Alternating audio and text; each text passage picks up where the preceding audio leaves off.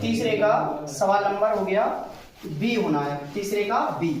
सवाल नंबर तीसरे का बी देखें, तीसरे का बी है सवाल, e की power x integration of e की power x into 4 plus 5 e की पावर x और होल पावर n, दिख रहा है ना, होल पावर n dx। अब इस सवाल में आप लोग देखें, इस सवाल में आपको क्या करना है, यहाँ पे e की पावर x, यहाँ पे 4 plus 5 into the power x की पावर होल पावर n। आप सिर्फ इसको t मान लें, जो आपको इस कोष्टक के अंदर जो वैल्यू नजर आ रही है, मतलब लेट मानना किसको, इसको t। 4 प्लस 5 e की power x is equal to t, दिख रहा है बाई रूट। अब अपलन करो x के सापेक्ष, तो यहां से देखो क्या हो जाएगा, 4 का क्या हो जाएगा बेटा 0 और 5 ज्यों के त्यों, e की पावर x का चाहे अवकलन करो और चाहे समाकलन, नो चेंज, मतलब ज्यों का त्यों। तो e की पावर x का क्या हो जाएगा, e की पावर x बराबर dt अपन dx। अच्छा 0 इसमें ऐड होगा तो क्या इस पे कोई इंपैक्ट पड़ेगा, नहीं पड़ेगा, तो क्या बचेगा 5 e की पावर x dt अपन dx।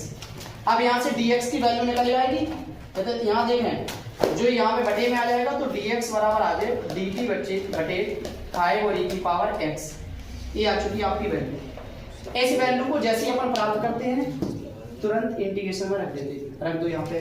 देख रहे हैं सवाल को, कायदे से देखना यहाँ ध्यान से। e की पावर x तो ज्यों का त्यों, इससे कुछ भी लेना देना, इसको क्या माना था आपने t, और पावर कितना है इसका n।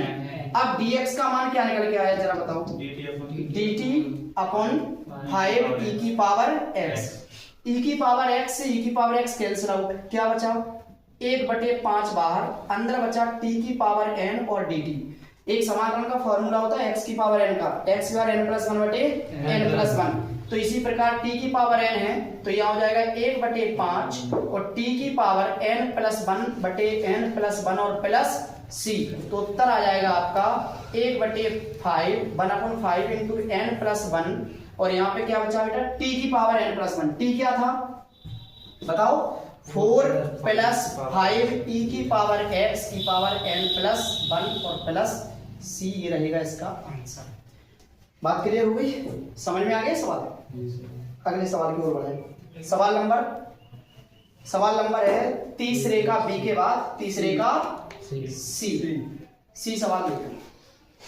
सी में कह रहे हैं आपसे इंटीग्रेशन ऑफ e की power m sine inverse x, ये सवाल अच्छा है, और अपॉन रूट में 1 माइनस एक्स स्क्वायर dx, दिख रहा है। इसको आप क्या करेंगे, इस पूरे को t मान लो, बस ये जो ऊपर है पावर में e की पावर में है उसको सिर्फ t मान लो, यानी कि हम मान लेंगे m साइन इनवर्स x को। तो let m sine inverse x is equal to t। बात क्लियर।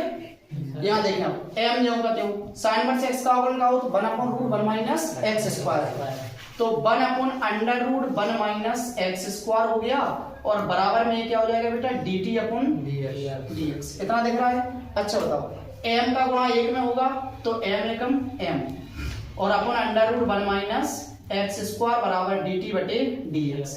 बेटा ये dx यहाँ पहुंच जाएगा, ये यहाँ जाएगा, क्रॉस मल्टीपल कर दो इसका, यानी कि dx बराबर हो जाएगा आपका रूट में 1 माइनस एक्स स्क्वायर और dt, और बटे में कहा जाए जो m। अब देखो ये वैल्यू जैसी dx की आया अपन ऊपर सवाल पे पहुंच जाएंगे। जैसी dx का मान आया ऊपर सवाल पे पहुंचे तो e की पावर, बताओ इसको क्या माना था आपने t, तो इसकी जगह पे क्या रख दोगे t, और फिर बेटा dx जो बटे में है तो बटे में पहले लिख दो रूट 1 माइनस एक्स स्क्वायर। अब बताओ dx का मान कितना निकला, बताओ रूट में 1 माइनस एक्स स्क्वायर और dt बटे m, इससे कैंसिल आउट हो जाएगा पूरा। क्या निकल के आया 1 अपॉन m बाहर, और यहाँ पे बचा बेटा e की पावर t और dt। e की पावर t को समाकलन करें, e की पावर t चेंज तो होगा नहीं, तो i बराबर 1 अपॉन m और e की पावर t का e की पावर t समाकलन हो जाएगा, और यहाँ पे बचेगा 1 अपॉन m e की पावर t किसको माना था जरा बताओ। तो यही आपका करेक्ट आंसर है m sine inverse x plus c। हो गया, ये भी सवाल आ गया समझ में। देवराज कहाँ देख रहे हो, बाई रोड पर नजर देखो। सवाल अगला, सवाल नंबर कौन सा है, तीसरा सी हो गया, तीसरे का डी है क्या, हाँ तीसरे के सी के बाद है डी, मिटा दें इसको। समझ में आ गया? चलो डी देखो, एक एक सवाल समझ में आना चाहिए। तीसरे का डी देखें अब आप, तीसरे का डी पूरे ध्यान से देखें। डी में क्या है? डी कह रहा है e की पावर 10x, e की पावर क्या है 10x, e की पावर 10x और इनटू में sec स्क्वायर x। ये सवाल है आपका। इस सवाल की टेक्निक क्या है? आप यहाँ पे मानोगे सिर्फ और सिर्फ 10x को t। किसको मानोगे? बस 10x को t मान लो। बात क्लियर? तो आप जैसे ही मानोगे लेट 10x बराबर t, 10x बराबर t, जब इसका अवकलन करोगे तो 10x का अवकलन याद है सबको? sec square x। तो ये हो जाएगा 10x का sec स्क्वायर x और बराबर में dt अपॉन dx। तो dx यहाँ पे और ये यहाँ पे, तो dx बराबर क्या हो जाएगा बेटा? dt बटे sec स्क्वायर x। जैसी ही वैल्यू आ जाती है तुरंत सवाल पे पहुंचते हैं और वैल्यू पुट करते हैं। तो integration is equal to e की पावर 10x को क्या माना आपने? 10x बराबर क्या है? t है, तो यहाँ रख दोगे t और इनटू में बेटा sec स्क्वायर x से कुछ नहीं कहना।